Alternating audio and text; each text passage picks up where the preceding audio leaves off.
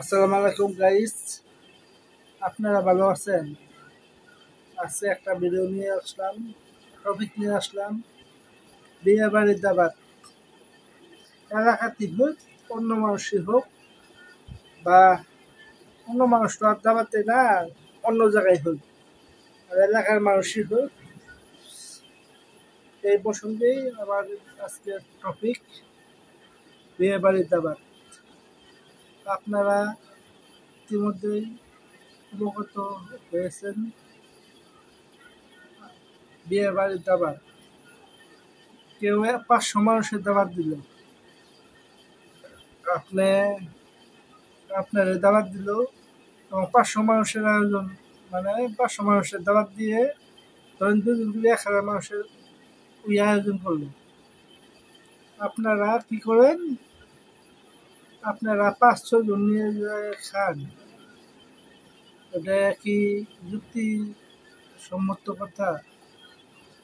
Short পড়বে না কি করবে? আপনারা বাইরে দেখেন, আপনারা আপনারা জীবনে 5-6 জন নিয়ে খাবেন না, যাবেন না আর কি। 500 মানুষের দাবাত দিলে 1,000 মানুষের আয়োজন করবে। ওরা 1,000 মানুষের আয়োজন করে,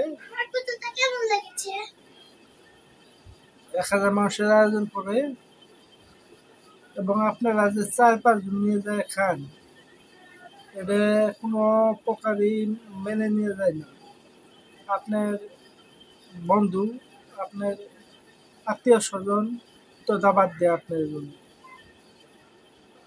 আর একটা গরু জব করে যারা যেন পাড়াপড়শি সবাই আয় বসে গরু জব করছে দাবাত দিচ্ছে। গরুর মধ্যে যে কই মন গুস্ত আছে এটা কি আপনারা বাইরে দেখছেন? না কই কেজি গুস্ত আছে এটা বাইরে দেখছেন? আপনারা জীবনও দেখেন। আপনারা গরু জব করছে, আপনারা 500 জন নিয়ে আয় পড়েন। কোনো ধরনের যুক্তিসম্মত কথা না। আপনারা আর আর বেশি করে নিয়ে খাবারগুলো নষ্ট করেন, এটা তো যুক্তির মধ্যে পড়ে না। যাই বুঝলেন, যা খেতে পারবেন তাই নেন, আর 500 জন নিয়ে যাবেন না বিয়ে বাড়িতে বা অন্য অনুষ্ঠানে।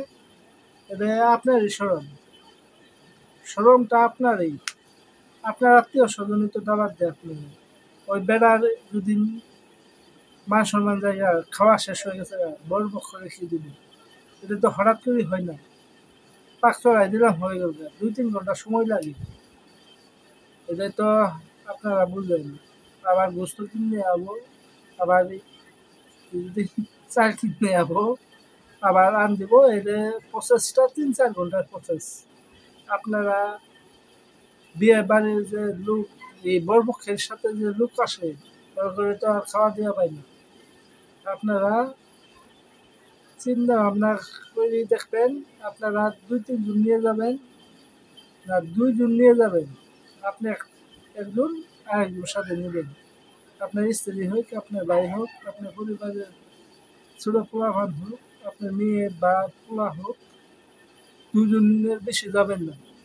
এটা ওর খাওয়ানি কষ্ট হবে।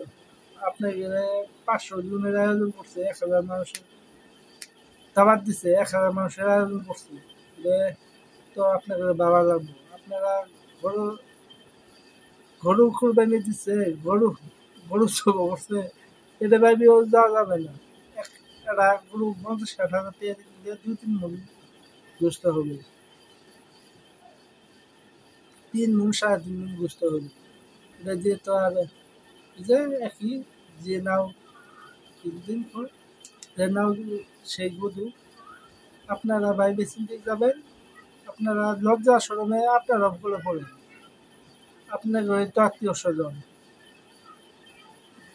জামাই বাড়ি কি বড় পক্ষ খাওয়া নাই, এটা কি ওর একলাই লজ্জা? আপনার লজ্জা। এই কাজটা ভুলও করবেন না। আশা করি কথা আমার বুঝতে পেরেছেন। আর কিছু ছোট লোকের পরিচয় দিবেন না। সবাইকে আসসালামু আলাইকুম, ধন্যবাদ। এই চ্যানেলটাকে পটুস করে ফলো দিবেন।